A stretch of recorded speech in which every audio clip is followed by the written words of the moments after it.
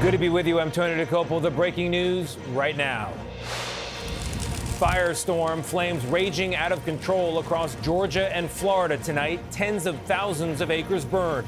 The evacuation orders as dozens of homes are destroyed. We're live in the fire zone. Terror at the mall. One dead and multiple people injured after gunfire erupts in a food court in Louisiana. Mass shooting plot at the New Orleans Jazz Fest. What it took to track down the suspect and what they found in his hotel room. Plus, what we know about the government's new rules for marijuana. And it's draft day for the NFL, the top prospects and the big money contracts. Who will be this year's top overall pick? And the good stuff tonight, what the Dallas Police Association just did for a beloved canine. In honor of y'all's service to the Dallas Police Department, happy retirement, Figor. From CBS News headquarters in New York, this is the CBS Evening News with Tony DeCopo. Good evening. Thousands of acres of Georgia and Florida are charred or still burning tonight as wildfires continue to menace the southeast. Dozens of fires in all dotting both sides of the Florida-Georgia line. The embers spread by high winds and the smoke now draped over Atlanta, making the air unhealthy for the vulnerable as far north as Columbia, South Carolina. Hundreds of people have evacuated, some not sure whether their homes are still there at this hour. More than 50 homes have already burned, according to authorities. And the Brantley County manager says it's a miracle no one has died. CBS News senior national correspondent Mark Strassman is in the wildfire zone for us tonight in Waynesville, Georgia. Mark, good evening. Good evening, Tony. Mid-afternoon here, the winds picked up, changed direction, and suddenly this county had a new hot fire to fight. These volatile wildfires are a long way from under control. South Georgia's wildfires have lit up a landscape of loss in places such as Waynesville, Georgia. Homes, cars, lives in ruin. Lisa Grogg described what she lost. Everything we own, everything, which might not be a lot to some, but it meant a lot to us. A neighbor texted her this photo of their family home for the last 3 decades. I made it home to get my dogs as the fireman was putting some little water hose up to my house and telling me I had to leave. Rural South Georgia's battling a pair of wildfires roughly 65 miles apart. Miraculously, no lives lost. But Brantley County's fire is only 15% contained. Flames have taken 87 homes, and some homeowners are ignoring calls to evacuate. We have folks that are sitting in their front yards running sprinklers. So some are leaving and some are staying. Unless we're told we have to make them leave, we can't make them leave. And the people who are running sprinklers are literally playing with fire. That's exactly right. More resources keep pouring in here to South Georgia. This has become a crisis here. Counties keep responding because of scenes like that. South Georgia's underlying crisis is an extreme drought. 11 inches of rain since last September, 15 inches below normal. Lisa Grogg was in tears when she finally saw her charred home. I just want to go back to that life, normal. And Tony, fire victims like her are desperate to return to their old normal. Lisa told us she wants to rebuild, but her house had no insurance. Tony? Mark, thank you very much. CBS News meteorologist Rob Marciano joins me now. Rob, you're tracking these storms from the Midwest to the plains. They could bring some drought relief to the southeast. Is that right? Well, just a little bit of rain, Tony. I don't think it's going to bring a lot of drought relief, but it may help knock down these fires just a little bit over the weekend. The smoke is a big issue, too. We had air quality alerts today across Atlanta, much of the Carolinas. Some of those have been dropped, but they'll probably be reissued tomorrow. So for sensitive groups, especially Charleston, Columbia, Greenville, all the way to Charlotte as well, you're in the smoke zone there. Rainfall, here it comes, all right? Notice that the heaviest stuff's going to be in the Midwest, where they don't really need it. Lighter stuff coming to the southeast, where we do need it. We'll take anything we can get at this point. It's going to be spawned by a severe weather threat. Strong front coming in right now. We've got a number of tornado watches that are posted. Over 5 million Americans under this watch, and it goes up well into the evening. We've already had several warnings as that line continues to fire up. We'll have that tonight. We'll have it through tomorrow. We'll sink down to the south. Saturday and Sunday, we'll get another wave set up across the heart of Tornado Alley for another batch of severe weather that will have all threats, a level 3 of 5, right out into Monday. So a very active weather weekend ahead. Tony? All right, Rob, thank you very much. We're going to turn now to breaking news out of Louisiana. A deadly shooting at a major mall in Baton Rouge, where police say a feud in the food court ended with bullets flying and now at least 5 people in the hospital. Chief Correspondent Matt Gutman is following late developments. Matt, good evening. Hey, good evening, Tony. Police say that 2 rival groups opened fire in the food court of the Mall of Louisiana in Baton Rouge, sending those terrified diners scattering. As you just mentioned, authorities saying that 5 people have been shot, one of them fatally. And video sent to us by a law enforcement source shows that scene, the chaos, the blood-smeared tiles, the bystanders kneeling over the wounded, trying to render first aid, shell casings everywhere, one person even using a chair to prop up that damaged limb. Now, we're told that police were there within minutes. There were helicopters and drones in the sky. The entire mall was put on lockdown as terrified shoppers went into stores seeking shelter. The ATF now says it is assisting in the investigation. Just a short time ago, we learned that police say they now have 5 suspects in custody, Tony. All right, Matt, thank you very much. We turn to Florida now, where police say they stopped a mass shooting by arresting a man who was on his way to Jazz Fest in New Orleans with a handgun and hundreds of rounds of ammunition. What allegedly motivated him to do such harm? CBS News correspondent Christian Benavides has details. 45-year-old Christopher Gillum, a former law enforcement officer in North Carolina for over 15 years, is accused of planning to carry out a mass shooting. Authorities say they detained him at a hotel in Destin, Florida overnight, recovering this handgun and 200 rounds of ammunition. CBS News has learned Gillum planned to target the New Orleans Jazz and Heritage Festival, which draws about 500,000 people over the course of 2 long weekends. Today is the first day. A law enforcement source tells CBS News that Gillum had apparently made statements about killing black people. Police say he then planned to commit suicide by cop. This is someone who would have knowledge of how law enforcement would respond. He would have great knowledge of how law enforcement would respond. Robert Crispin spent over 35 years in local and federal law enforcement. He is a much worse threat than the average person who has no firearm training, who has no law enforcement training. People in law enforcement know how to cover and conceal. They know they have to get in, get out. Authorities were alerted after Gillum's family reported him missing on Tuesday, according to the Associated Press. Police in Florida say they were able to track him down using license plate readers Wednesday night. Christopher Gillum is accused of making terroristic threats. He will be extradited to Louisiana. We reached this family by phone, and they said they had no comment. Tony? Christian, thank you very much. We're going to turn now to the war with Iran. Late today from the Oval Office, President Trump announced progress in that parallel conflict between Israel and Iran's proxies in Lebanon, extending that ceasefire by 3 weeks. What he also said today, though, about the cost of gas as this conflict drags on. CBS News senior White House correspondent Ed O'Keefe reports now from the White House. U.S. forces stopped and boarded another sanctioned tanker carrying oil from Iran in the Indian Ocean today, a bid to ramp up pressure on the Iranians, who also have been seizing cargo ships this week. This morning, President Trump threatened to shoot and kill any Iranian boat laying mines in the Strait of Hormuz, meaning it'll likely remain closed, and the global oil and gas supply shock will continue. I don't want to rush myself, because every story says, oh, Trump is under time pressure. I'm not, no.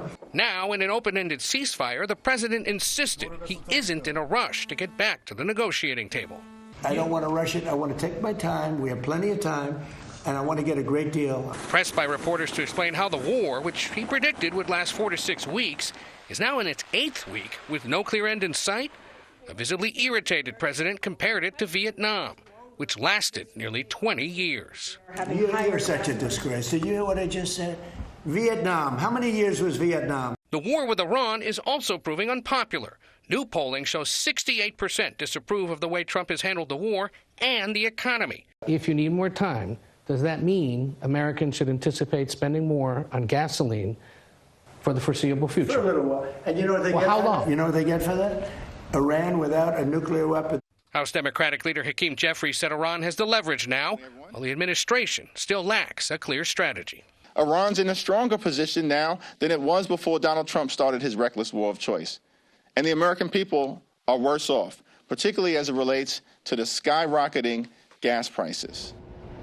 Amid reports the president's planning to invite Russia's Vladimir Putin to the G20 summit later this year in Miami, the president today didn't rule it out, saying, quote, "I'm of the opinion that you talk to everybody." But the president added later he doubts Putin would visit the U.S. Tony? Ed, thank you very much. To another breaking story tonight, a U.S. Army soldier is under arrest after allegedly helping to plan and execute the capture of Nicolas Maduro and using that advanced knowledge to make a series of big bets on the prediction platform Polymarket. When the Venezuelan president was indeed taken by U.S. forces, just hours later, those big bets hit and allegedly paid out more than $400,000. We have new information tonight about what happened to cause that deadly runway collision at LaGuardia last month between a fire truck and an Air Canada flight. The NTSB just released its preliminary findings. Senior transportation correspondent Chris Van Cleve is with us now. Chris, good evening. What's the agency saying? Well, Tony, this preliminary report gives us a sense that investigators are honing in not only on the directions from air traffic controllers, but what amount to a series of missed warnings that maybe could have prevented this accident. Now, right before the Air Canada flight was going to land, controllers, there were two of them, were dealing with an emergency aircraft at LaGuardia. Now, 15 seconds or so before this Air Canada flight touched down, they had cleared that fire truck that they had asked to respond to that emergency. They cleared it to cross the same runway Air Canada was going to use. The trucks were still hundreds of feet from the runway when controllers then realized the issue and told them to stop. This was right as the regional jet was touching down. Seconds later, controllers told the truck to stop again. It did not. A firefighter on board told investigators it wasn't clear to him that the order to stop was meant for that fire truck until after they were already on the runway. Now, LaGuardia has a collision avoidance system, but the fire trucks lack transponders, so the system couldn't see them and thus couldn't alert controllers about a potential accident. The airport also has a runway entry system that shows red lights when the runway is in use. Those lights, the report says, were active as the fire truck rolled towards the runway. The two pilots of that Air Canada flight were killed. A final report is likely in about a year, Tony. All right, Chris, thank you. Don't go far. We'll be back with you in just a few minutes, diving into the rising cost of summer travel. But for now, to the singer David. If the dismembered body found last year in the car of the singer David wasn't bad enough, prosecutors today revealed what turned up on his phone. As he appeared in court today, prosecutors revealed his iPhone contained what they describe as a significant amount of child pornography. He's pleaded not guilty to the murder charges in the death of a 14-year-old girl. Now to a major shift in federal marijuana policy. For the first time since the dawn of the war on drugs in 1970, the federal government has reclassified the drug from most dangerous downward into a less dangerous category. What does it mean? CBS News chief medical correspondent Dr. John LaPook joins us. All right. Doesn't mean it's federally legal. Correct. But it is a big change. What does it mean? It changes the classification from Schedule I with drugs like heroin that have no accepted medical use and a lot of potential for misuse to Category 3 with drugs like Tylenol with codeine that definitely have medical uses, but much less, not zero, but much less potential for misuse. Now, I spoke to a psychiatrist this afternoon who does a ton of research on weed, and he is really excited about this because he says it's been tough for him to get a hold of cannabis to do the research, and this should make it easier. Okay, so they're going to do more research. Right. This will make it easier. What do we already know about the risk benefits of cannabis consumption? Well, there are FDA-approved uses. For example, there are some forms of epilepsy that it's used for. There's nausea and vomiting from chemotherapy, and then there's HIV/AIDS-associated loss of appetite. But there are risks, okay, including psychiatric, cognitive, there's dependency that can happen. There's a severe form of nausea and vomiting that can occur. It crosses the placenta and it can affect the fetus, and it also is in breast milk. So it's not like today's announcement is saying, okay, now it's safer. It says nothing about safety. But what it does do is open up the avenue for more research so we can really better get our arms around the pros and the cons. All right, Dr. LaPook, thank you very much. Still ahead on the broadcast, travel prices on the rise, what to expect when you book your summer vacation. If you haven't yet planned your summer vacation, the people who track this sort of thing say do it sooner rather than later. These high prices for flights, hotels, and food are not expected to go down anytime soon. Here's senior transportation correspondent Chris Van Cleve. Leaving Denver for Baltimore, Erica McHenry is feeling the sting of rising summer airfare. Hopefully this issue can be resolved and things can get back to normal, so I might postpone and wait a little bit longer instead of trying to buy in the middle of this issue. The surging price of jet fuel has driven domestic flights up about 18% compared to last year. That means you're paying about $55 more per trip. Internationally, it's $115 more, and that's before any fees for seats or bags. U.S. airlines have raised checked bag fees by about $10 in recent weeks. If airlines are going to pay more for the fuel, we're going to be paying more for our airfares. It's just that simple. Airlines aren't charities. Airline industry analyst Henry Hartevelt. If I haven't booked for the summer, what would you tell me to do? If you haven't booked for this summer, get busy. Don't wait hoping that the fares are going to go down. They're not. The overall cost to travel, when you factor in flights, hotels, car rentals, and food, was up 7% in March over last year. I think aviation is clearly an area where it's going to probably get worse over the next few weeks. Chevron CEO Mike Wirth for this weekend's Face the Nation. Flights may not be as abundant as they otherwise would have been. I think planes will probably be more full than they would have been, and yes, fares could be higher. United Airlines says it's raised airfares by 15 to 20% due to fuel costs. CEO Scott Kirby last month. If oil prices stay this high, maybe they won't, but if they stay this high, airfares will go up. They have to go up to cover the cost, and that's happening.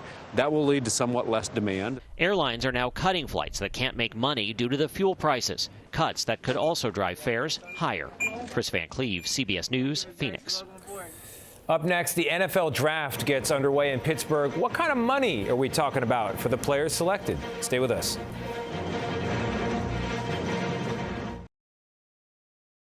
The NFL draft starts tonight in Pittsburgh. The Las Vegas Raiders up first are expected to take Heisman Trophy winner Fernando Mendoza. Lots of uncertainty from there, though, except when it comes to dreams come true and money. The last pick of the first round expected to sign for some $16 million. Many Americans aren't drinking at all, while those who still like a cocktail but would like to avoid the rising costs are returning to a pastime from their younger years.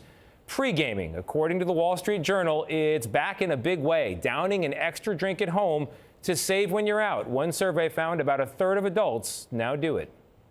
Up next, the good stuff, what the Dallas Police Department did that it's never done before.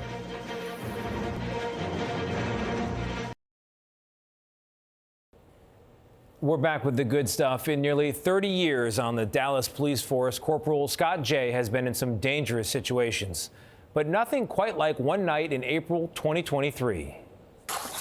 As part of the K-9 unit, he and his partner Figor had tracked a violent suspect to a creek bed where, as you can see on this body camera footage, the man pulled a gun and fired, striking Figor, who whimpered but fought on. Hold on, let me get my dogs. And it was that fight, says Officer Jay, who was hit twice himself, that made all the difference. Because of his actions, I was able to get in and save both of our lives. Which is why this week, for the first time anyone can remember, the Dallas Police Association threw a retirement party for a dog. In honor of y'all's service to the Dallas Police Department, happy retirement, Figor. From the looks of it, Figor is still a lot more comfortable pursuing bad guys than being celebrated. Enough of that. But he did love the entertainment. Instead of a piñata, he got a guy in a bite suit. He also enjoyed cake and a basket of gifts.